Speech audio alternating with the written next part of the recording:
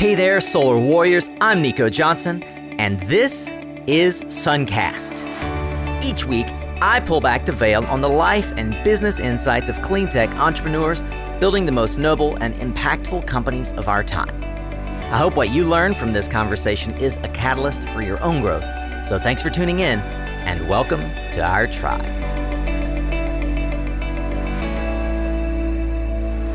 Hey, welcome back, Solar Warrior, for this Tactical Tuesday, which is practical advice to help you along in your career in the clean energy industry. Not in the industry yet? Well, welcome to this exclusive content. That's right. This is actually SunCast Tribe exclusive content. So why am I sharing it here on the public SunCast feed? And why am I recording from my vacation in the Mexican jungle? Yes, the soft sounds of rainfall and birds in the background, hopefully you can hear that, are me working on your behalf while on vacation. Well, because I want to help you. You see, I get asked a lot about how to get into the solar industry and where are the jobs.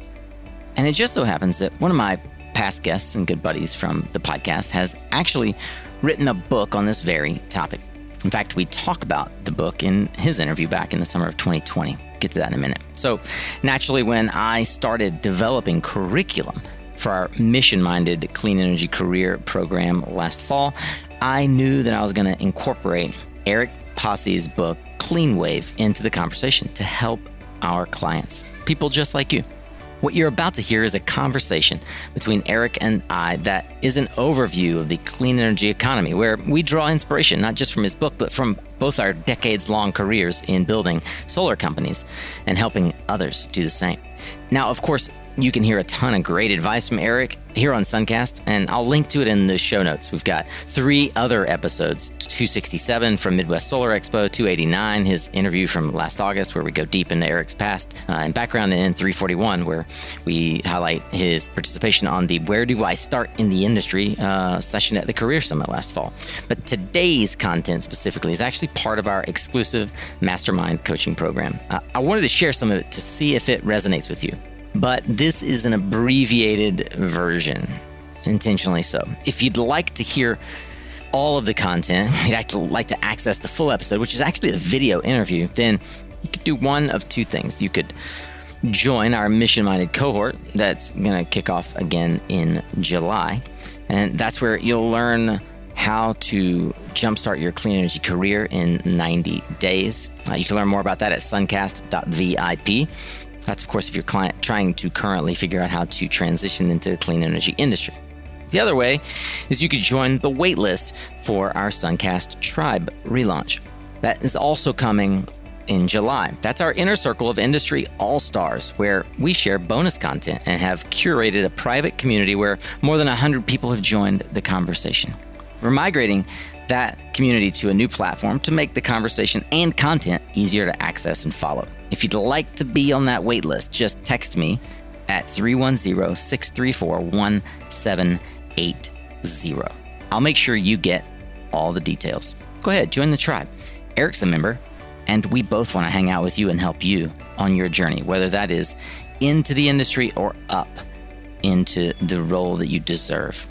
For now, get ready for this clean energy industry overview, Solar Warrior, on this Tactical Tuesday with my friend and our tribe mentor, Eric Pasi, here on SunCast.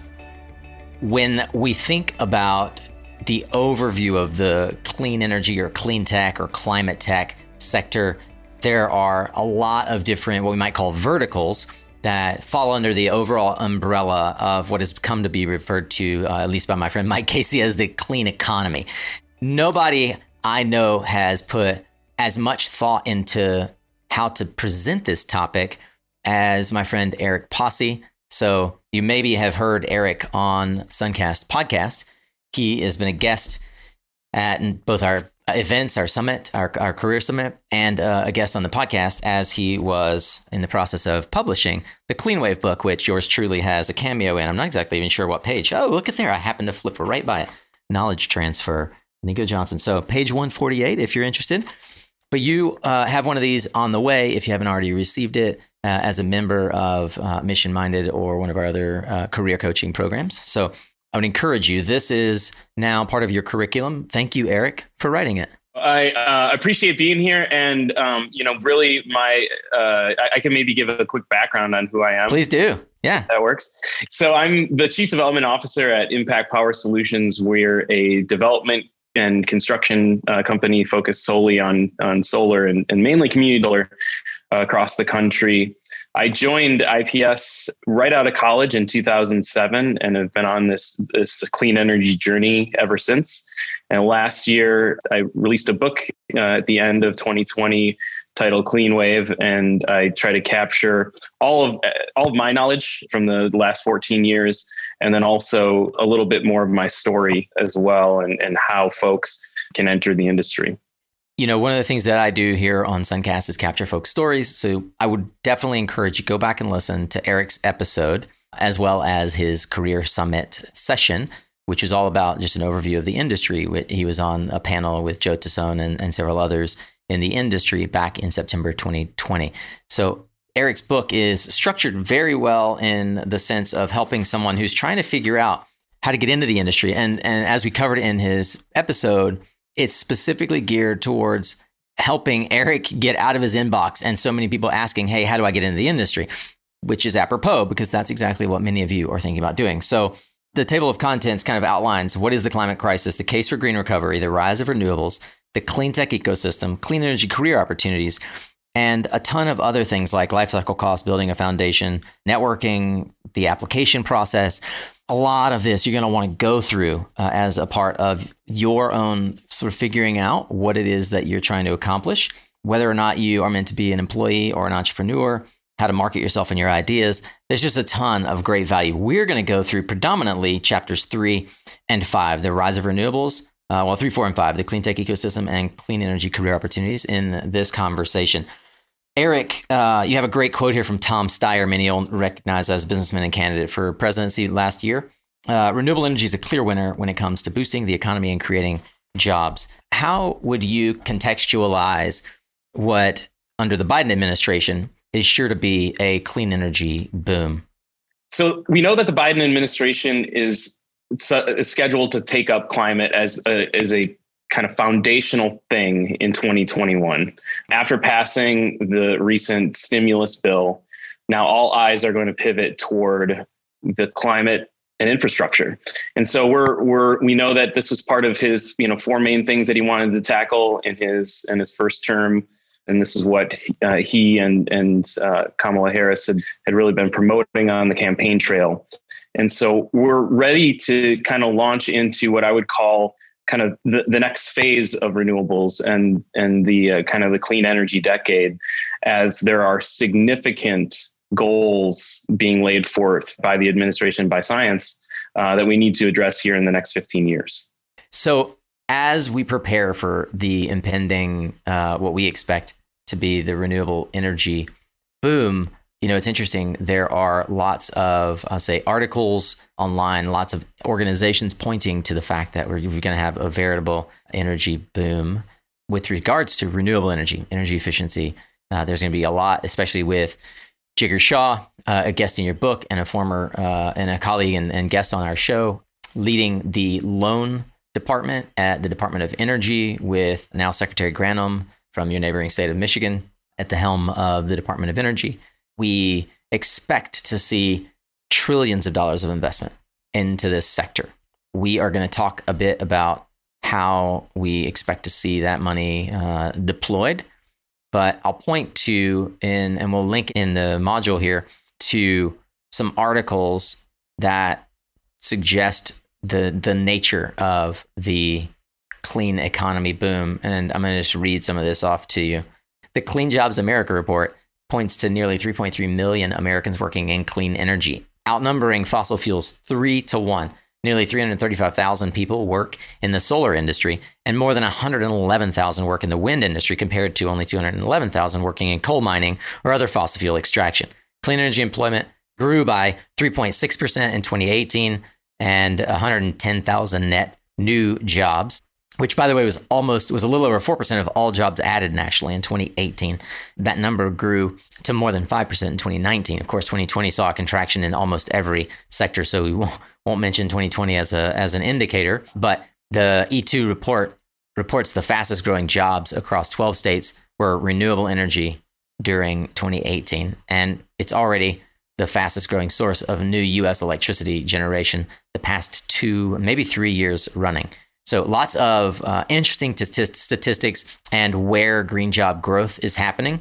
Eric in his book referred to it as the green recovery. And many of you have experienced being a part of downsizing in sectors where there isn't pronounced job growth. And you're looking at this clean economy boom and the green recovery, as it's been coined, and trying to find your segment in the market. So Eric has done us all a great favor, and I mentioned chapter 4, which I think is fantastic, where Eric actually outlines how the clean tech sector is sort of divided into different components of the ecosystem. So Eric, if you will, let's kind of go through this together. Let's see what you can remember from memory. I'm holding the book in my hand, so I've got an unfair advantage, but let's just name them at a high level. What are the sectors that generally comprise the makeup of clean tech, or climate tech as it's being called now?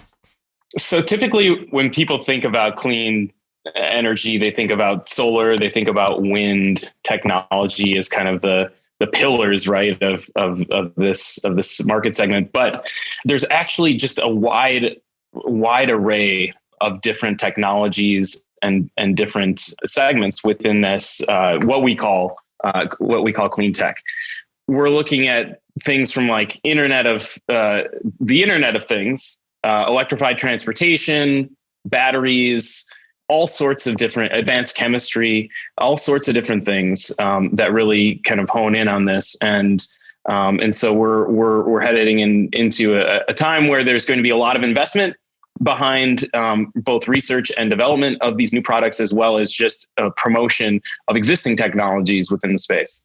As Eric indicated, when we broadly think about the various verticals that comprise what we may think of as clean tech or climate tech or renewable energy, generally speaking, the first and foremost thought in many people's minds is solar, closely followed or equal with wind, a long-held stalwart of renewable, and it really depends on what camp you're in, but hydropower using dams and run-of-river is considered renewable power.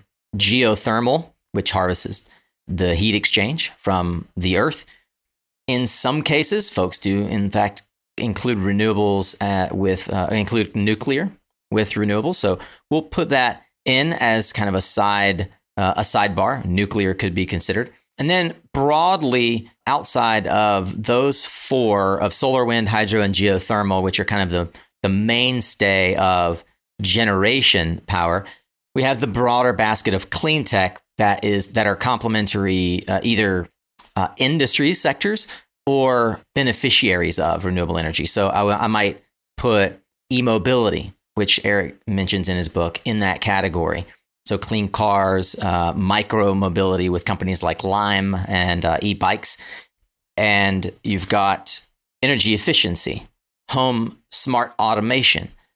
Eric also mentioned batteries. So energy storage is probably the fastest growing segment of what we generally refer to as clean tech and climate tech, because it is the ultimate complement to how we are going to rid ourselves of the need for fossil fuel based firm power, that underlying power that provides the 24/7 power day or night, mostly night at this point, and peak load power that we need. As we scale batteries and battery technology, we will be able to couple those batteries and other energy storage like molten salt, even pumped hydro is a form of storage, candidly, to be able to harness renewable energy and deploy it at the time of our choosing.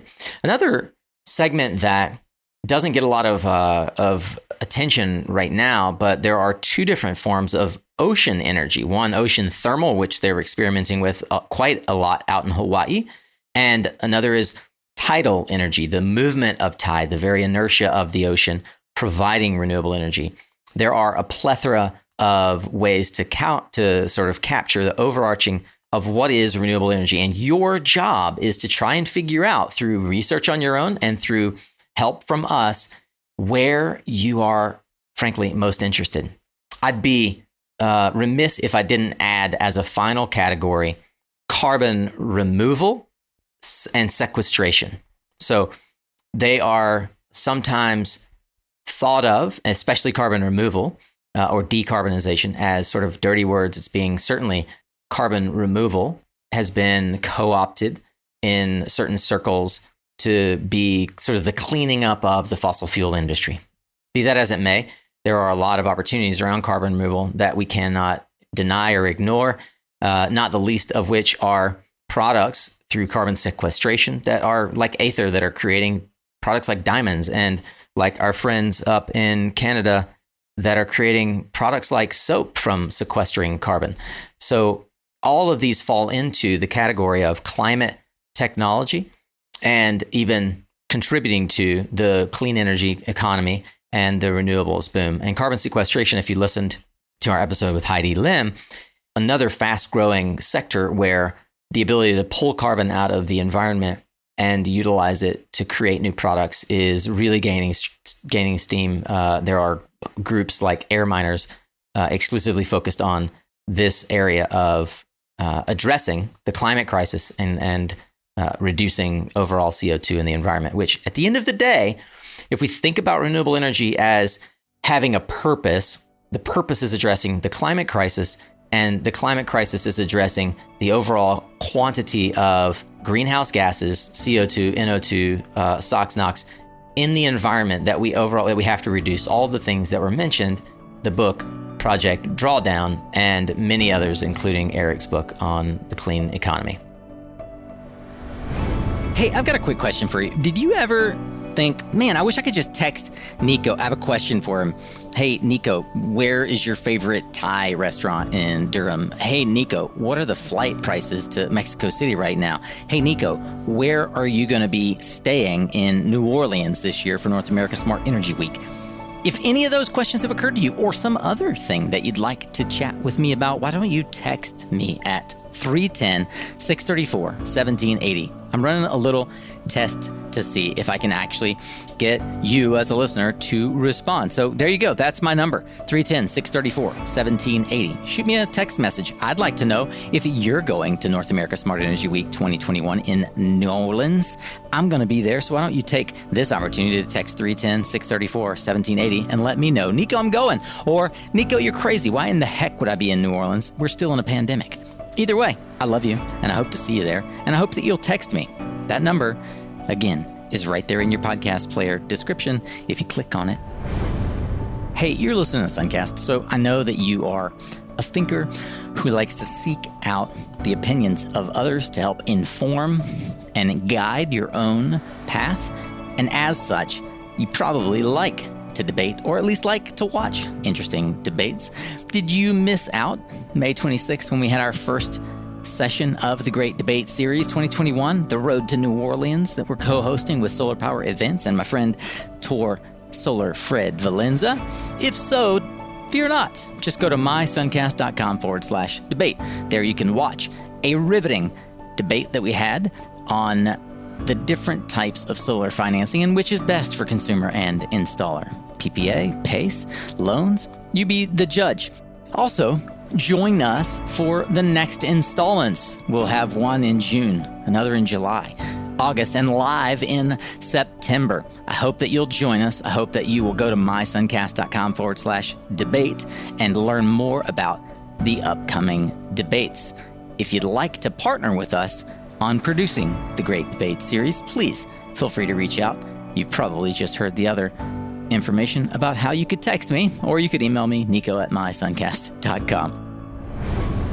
Well, when we think about how the various segments of clean energy and the clean economy are divided into what ultimately you are looking for, which is a job or a role, it's important to acknowledge that many of the roles have parallels and I would say direct correlation to whatever it is that one might be involved in outside of the clean economy.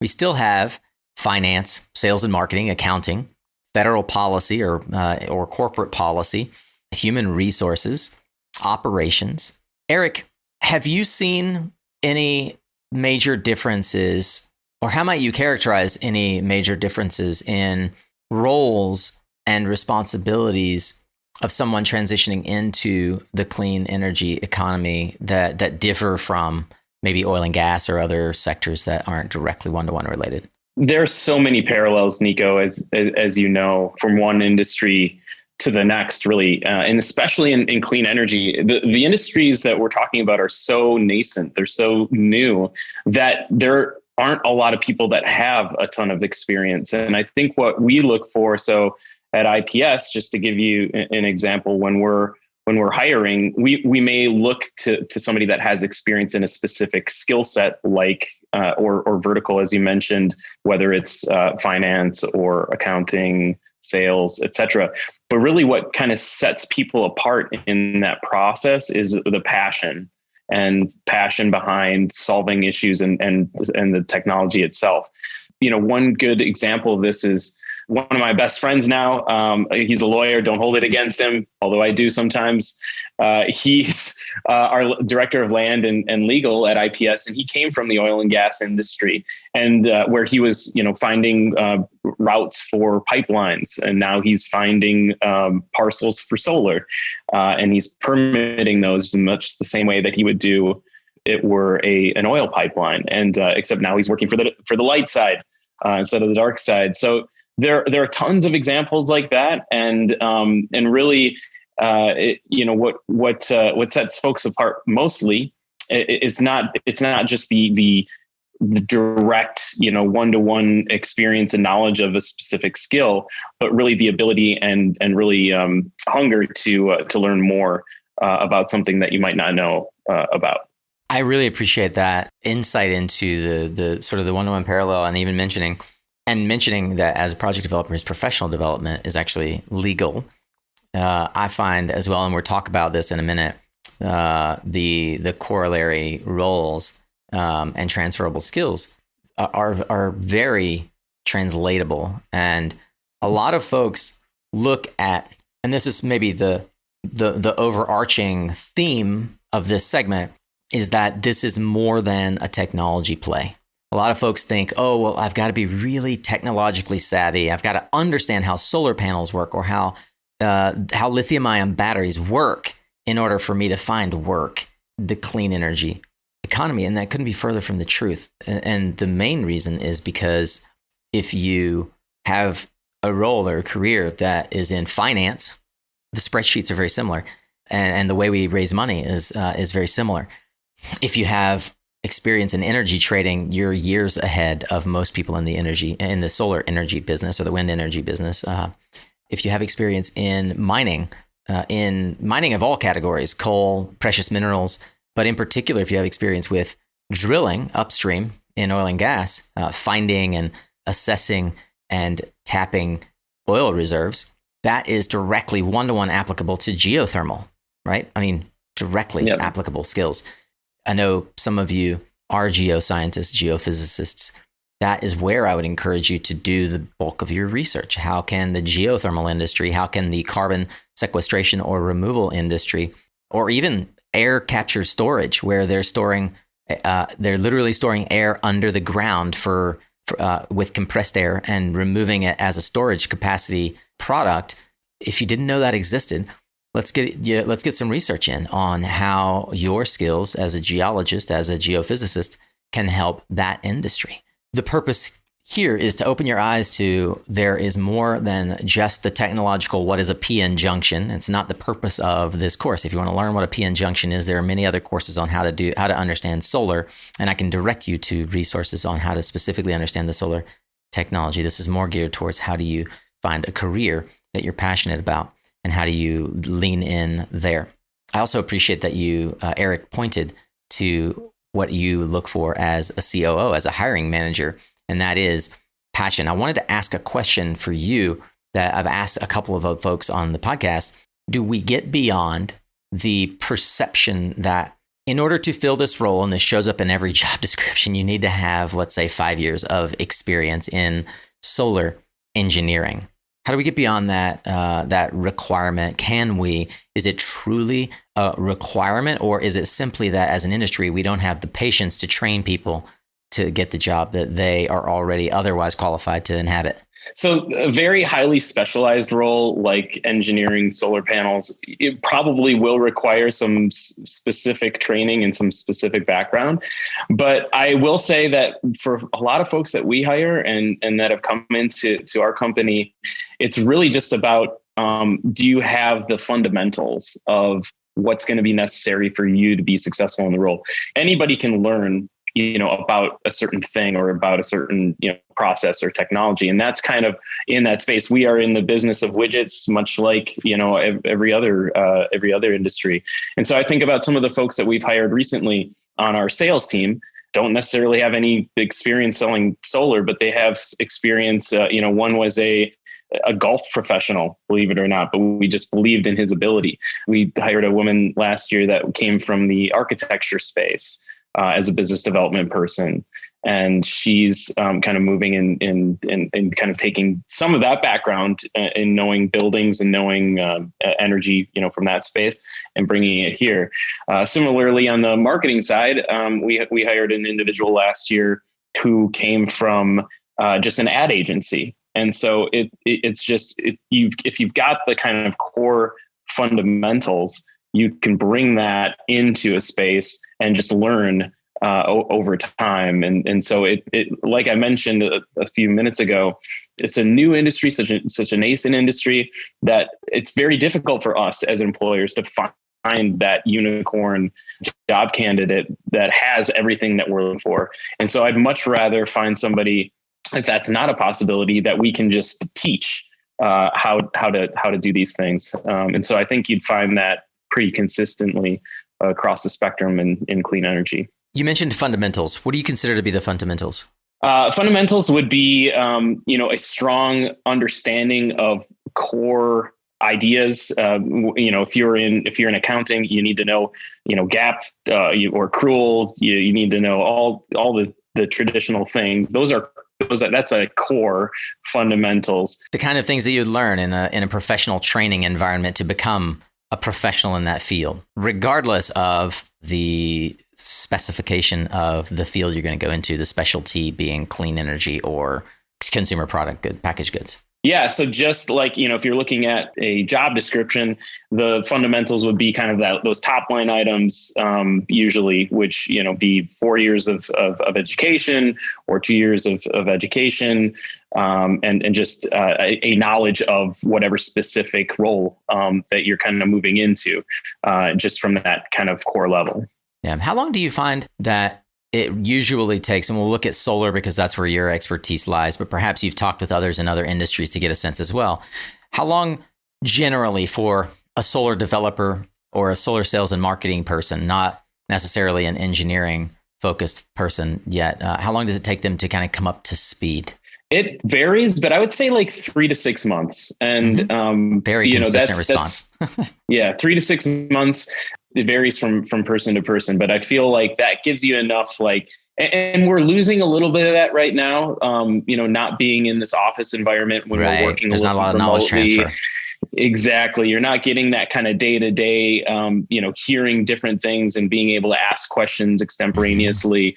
So we're losing a little bit of that, but I feel like it's going to come back when we're doing either hybrid in person or other, in person types of work environments. So Eric, for the field applications engineer who's spent most of their time in an outside industry, but they have core fundamental mechanical or industrial or electrical engineering training, and they've just been deploying that skill set in oil and gas. Do you believe that there is a minimum viable amount of time they're going to need to spend retraining to be able to apply their skills, or do they probably have skills that, day one they're going to be able to apply? And how long do you think, or have you seen maybe that ramp up generally is for someone in that technical role? Yeah, so I think it does help, right, to show some initiative, especially on your resume. Like, hey, I went out and I did an ABCEP training, and I'm a PV certified, entry level or basic level. I've got that certification. If you're going into or want to go into a specific field, just finding, what are some of the elementary educational opportunities that are available to me. And it doesn't need to be like, 2 years, 2-year degree or 1-year degree. It really could just be as much as like a 10-hour course, or something that you can just plug in and be able to talk about, on your path. And so like that shows initiative, it shows drive, it shows commitment, and those types of things, it does help. When you do those things, you're also kind of probably meeting people in your cohort or talking with educators and teachers there that can help you. And so that's what I would say to that role. Like if you're very specific on the ground on some applied engineering or something specific, to kind of step out from that, take a minute and get some more general knowledge about whatever industry that you're passionate about or you're interested in, and then you'll be able to talk about that with potential employers. One of the things that I hear from candidates looking for jobs is that they just don't know where to look. They get stuck in the grind of Indeed.com and Monster.com and the various job boards. And while we do, as a part of our coaching, teach how to network with folks like Eric and how to engage in the side door networking method and find executive sponsors who can help you find roles in the industry, it still is important to be aware, what are the job opportunities and where can you look for them? Eric, I'd like to just bounce between the two of us some resources that we have found to help folks find jobs. Where do you often send folks when they're trying to figure this out in the beginning? Usually when I'm talking with folks, it's almost specific more to solar and energy generation. And so I often refer them to kind of our national industry groups or local industry groups that have job boards. I also, in the book, I reference in chapter 3, a conversation that I had with Evan Hines, who is one of the founders of Climate Base. There, they've got a very extensive list of job opportunities. And that's really all they do specifically, is help folks find careers, or at least help companies post jobs. So that would be one of them outside of kind of our industry groups. Yeah, I think I'll potentially bring Evan in to chat with the group as well, because Climate Base is a tremendous resource. And they've actually just announced a fellowship program. So I'd encourage you to go spend some time at climatebase.org. We'll link to that. And I'm going to give a few others. Eric, you mentioned that one of our mentors, Catherine McLean of Dillon Green, one of the great D&I recruiters focused on D&I in our industry, posted something recently about a new program with the Hawaii-based Elemental. Can you share a little more about that? Yeah, Elemental Accelerator, and they received a grant from the Wells Fargo Innovation Incubator. And that's going to go towards $4 million in equity innovation initiatives to support Black, Indigenous, and people of color, BIPOC-led startups, which I think is awesome. Long in the making, I feel like, and it's a huge congratulations to Elemental and all of the folks that are applying for that cohort coming up here this year. Another where we have connection and communication regularly, and a mentor in our group. Is within the Clean Energy Leadership Institute. I've interviewed Adam James, who was one of the co-founders of CLI. CLI has been instrumental. In fact, in our last cohort, we had a CLI graduate, and cleanenergyleaders.org. Their 2021 fellowship, in fact, is going to close, actually just closed in March. But that's something for folks to keep on their radar, because CLI has produced just a treasure trove of extremely high quality candidates that come out of that fellowship, and they get funneled into incredible roles in organizations who look to CLI to help them find well-trained individuals. And CLI is a longer program. I think it's on the order of 6 months. I'm not exactly sure, but I'll look into it a little more, and we'll link to that fellowship program as well, so you can check that out. A couple of other areas where I have found some level of career postings around clean energy is environmentalcareer.com, energy.gov. There is a clean energy jobs and planning board there we'll link to. You can find jobs, internships, find training, and explore careers. They have career maps, which we'll also link to for you. Career map in solar, in wind, in bioenergy are the three particularly that I've seen on that website. And then there is, of course, the Solar Energy Industries Association has a industry job board. So we'll link to that job board for you. We've got cleantechrising.com. Cleantech Rising shows clean tech companies that are hiring, and they try to keep that updated, but it is more broad. So Beyond Meat, as an example, is a climate tech company that is addressing climate by reducing the population consumption of meat. And then we've got, I'll link to an article that I found on The Balance, which I find very useful. The Balance, careers.com links to green job boards that you can be utilizing. So those are some examples. And the last one I think is that I'll point to is American Clean Power links to Clean Energy for Biden's list of featured clean energy jobs. And there's a ton on there, from Apex Clean Energy to the American Clean Power Association, Orion Renewables, Illinois Power Agency, TerraGen. They have a long list, and there are other resources that you can also tap into, like the Slack group that is hosted by New Energy Nexus, or the Slack group that's hosted by Clean Energy for Biden. So there's a plethora of resources if you are looking for places to find job opportunities outside of the explicit coaching that we'll be going through here. And that is exactly why you're here. It is to roll your sleeves up and do the work, do the hard work and the diligence of finding the particular role and category that fits the vision that you have for your personal goal and passion. Eric, thank you so much for helping us outline this industry overview and helping our team members here learn more about how to figure out where they fit in the overarching bucket of clean energy. Absolutely. Enjoy the book, everybody. And yeah, thanks and good luck.